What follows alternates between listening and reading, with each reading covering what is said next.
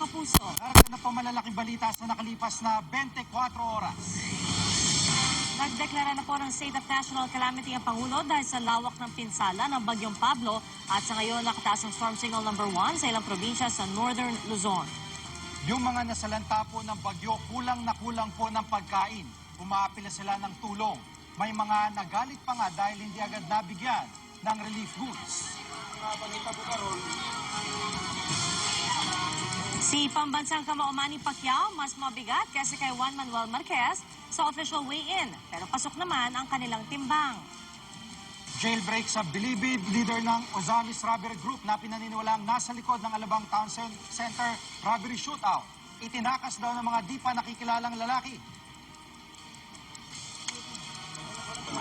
Nag-inspeksyon naman ng Bureau of Fire Protection sa mga paggawa ng mga paputok sa Bulacan at sinubok pa nila ang kakayahan ng mga trabahador na mag-apula ng apoy.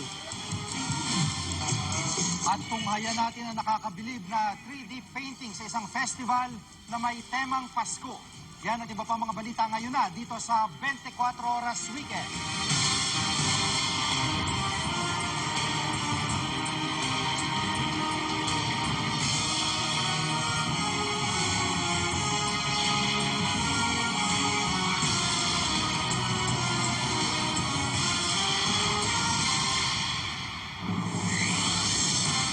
Nagdeklara na nga po ng State of National Calamity si Pangulo Aquino dahil sa matinding pinsalang iniwan ng Bagyong Pablo. 4 oras.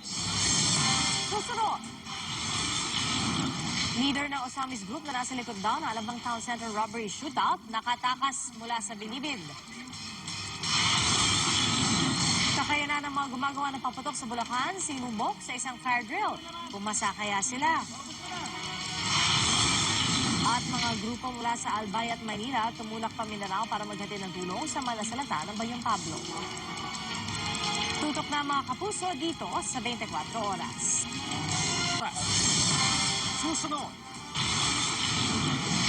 Mga tradisyong Pinoy tuwing Pasko, tampok sa 3D street painting competition. At tungayan natin ang bayanihan ng ating mga kababayan para sa mga biktima ng Bagyong Pablo. Tutok lang po dito sa 24 oras. At yan po mga balita ang tinutukan sa nakalipas na 24 oras. Maraming salamat po sa inyong pagtitiwala. Mga kapuso, 17 araw na lang po, Pasko na.